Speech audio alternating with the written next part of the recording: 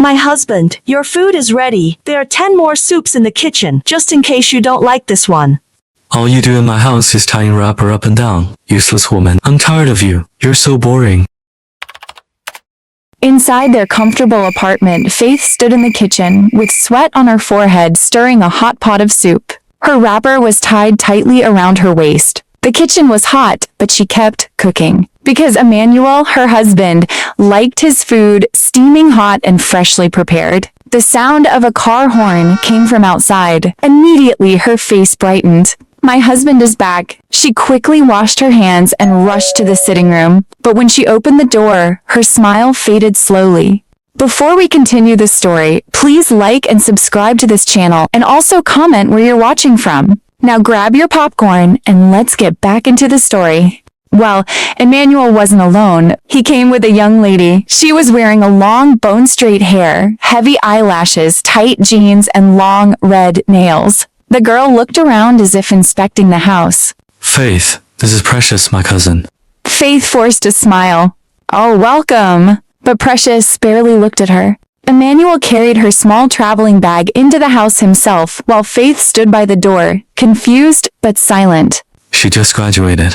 She came to look for a job here in the city, so she'll stay with us for some time. Emmanuel explained casually. Faith looked at the girl again. The expensive perfume, the designer handbag, the long lashes. She looked extra for someone that just came to look for a job. She didn't seem like someone struggling to survive, but Faith swallowed her thoughts. Maybe I'm just overthinking. That night, she served them hot soup and pounded yum. That was who Faith was. Faith was the kind of woman African mothers prayed their sons would marry. She was soft-spoken, respectful, homely, and patient to a fault. The kind of wife that woke up before sunrise just to make sure her husband never lacked anything. Every morning before Emmanuel even opened his eyes, Faith had already boiled water, prepared breakfast, ironed his clothes, and packed lunch for him. She did all this because she believed that was what a good wife was supposed to do. She carried marriage on her head like a full-time job, and because of that, she tolerated many things she should never have tolerated in the first place. At first, Emmanuel wasn't always like this. Back during their courtship, he treated Faith like a treasure. He used to call her during lunch break just to hear her voice. He praised her beauty constantly. You are the most beautiful woman I've ever seen. He spoke about their future with excitement. Whenever Faith complained about stress at work, Emmanuel would say things that made her heart melt. Sometimes Faith would sit with her friends and smile proudly while talking about him. Well, that was before marriage changed him. Or maybe, before he revealed who he truly was. The first year of marriage still felt manageable, but slowly, things started shifting. The compliments stopped. Then criticism entered. Faith, you cook too slow. Faith, you smile too much. Faith, why don't you talk back at me sometimes? Faith this, Faith that.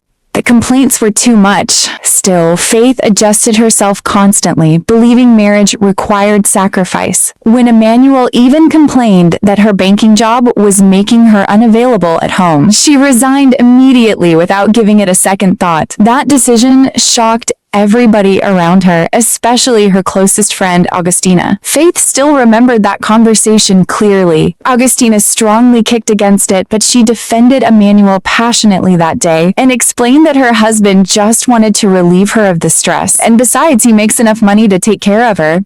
Months after quitting her job, Faith's world became limited to cooking, washing, cleaning, and trying endlessly to please a man who no longer looked at her the same way. And without realizing it, she was losing herself. She even stopped going out and hanging out with friends. Everything she did became about Emmanuel. And now he just casually came home with his cousin, without informing her first. Well, Faith welcomed her warmly without complaining and prepared the guest room carefully. Days turned into weeks, and Precious still hadn't found a job. The routine continued. Every morning before sunrise, Faith woke up first. She swept the house, made breakfast, washed clothes, cleaned the bathroom, prepared Emmanuel's lunch, then cooked dinner again at night. Meanwhile, Precious stayed in the parlor all day with crossed legs, scrolling through her phone and laughing loudly. Sometimes she would leave the plate she ate with on the center table till the next morning.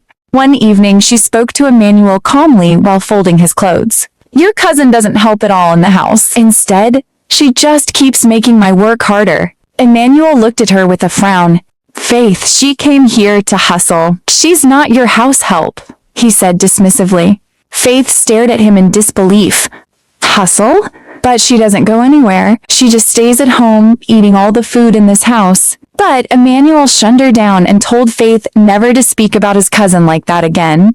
Weeks later, Precious became even more audacious. She started making orders of what she wanted to eat and complained when the food delayed. Faith, cook the food fast, I'm hungry.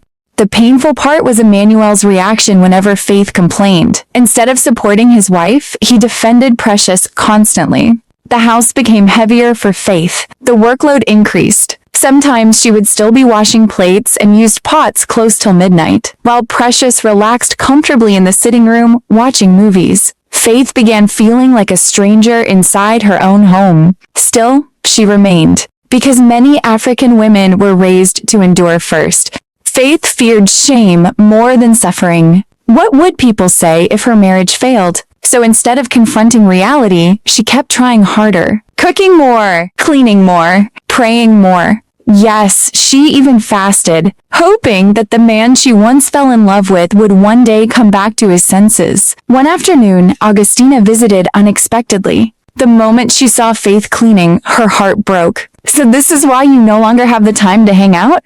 She asked, irritated. Faith now looked older than her actual age. She looked emotionally drained. Even her smile looked exhausted.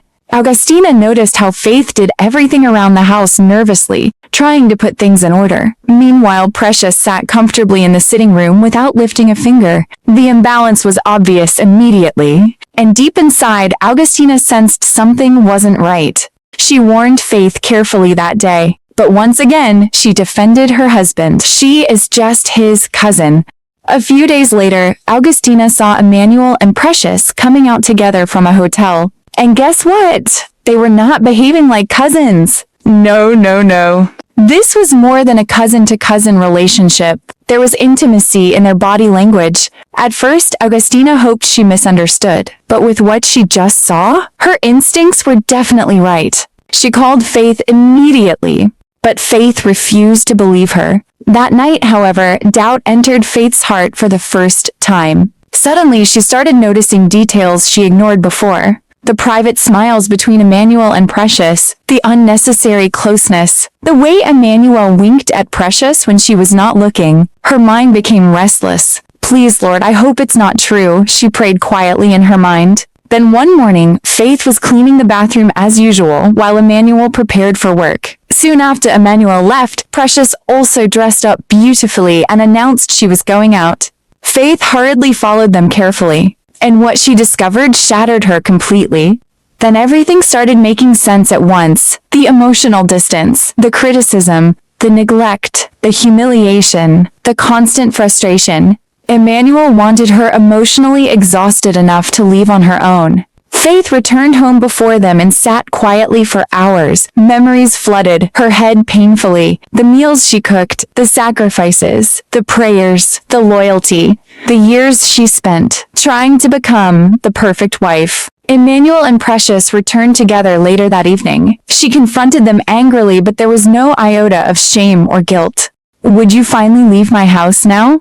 Emmanuel said coldly. He confessed that he stopped loving her a long time ago. He admitted that bringing Precious into the house was intentional because he wanted Faith to leave. He believed the disrespect and discomfort would eventually force Faith to leave voluntarily, so he wouldn't appear like the wicked husband who chased out a loyal wife. Emmanuel blamed her for losing attractiveness. Always tying wrapper from morning till night. He complained that she no longer looked exciting. Strangers would mistake you for my housemaid or my mother with the way you look. All you do all day is cook. Faith stood there that night speechless, realizing she had spent years shrinking herself for a man who never truly valued her sacrifices. She abandoned career opportunities, ignored her own happiness, buried her individuality, and still it wasn't enough. That same night, Faith packed quietly, while Precious mocked her. She had truly been a fool, making meals for her husband and his mistress. Within a month after Faith left, Emmanuel and Precious got married. Emmanuel threw a big wedding to fit Precious's taste. Everything seemed perfect. He now had an exciting wife just as he wished. Every morning, Precious would dress up beautifully and cook for Emmanuel. Even though her food tasted bad, he squeezed his face and swallowed it. After about 2 weeks of marriage, Precious started showing her true colors. She started demanding for more expensive wigs, clothes, and shoes, and if Emmanuel refused to comply, she left all the house chores undone. She would stop cooking or cleaning until Emmanuel gave her the money. Every single day, Precious was demanding for something new. Of course, she wasn't like this before they got married. Baby, I saw this fine wig. Baby, I want to buy this. Baby, I want to buy that. Emmanuel was slowly losing his mind. What have he gotten himself into? This, his new exciting wife, wasn't exciting at all. In fact, she was destroying every little happiness he had in him every single day. Soon, Emmanuel's business began running low on capital. His expenses in a month was larger than his profit in a year. He couldn't even recognize himself anymore. Eventually, Precious left him because he could not longer cater to her needs. Why should I remain with a pauper like you when there are other men out there who needs me? Precious said as she left the house. Emmanuel regretted everything, but regret cannot reverse damage already done. He was at his lowest right now and he needed someone. He went in search of Faith. Faith, on the other hand, had transformed completely with the help of Agustina. She got a new job, she looked healthier and even more confident. When Emmanuel came begging and crying crocodile tears, Faith chased him out like a chicken. The same domestic stability and peace Emmanuel mocked in Faith became what he suddenly missed. Eventually, he had to do the house chores himself. He kept on going from place to place, looking for money to start up his business again. He no longer admired beautiful girls when they passed. He was now scared of exciting girls and avoided them like plague. Faith thought being a good wife meant enduring everything silently. But she was wrong. Sacrifices in marriage should be made by both partners, not just one person. Never shrink yourself for anybody, because the right person will never ask you to disappear before they can choose you. And sometimes, walking away is not failure. It is choosing yourself and putting yourself first. Thanks for watching. Drop your opinion in the comment section and don't forget to subscribe for more amazing stories.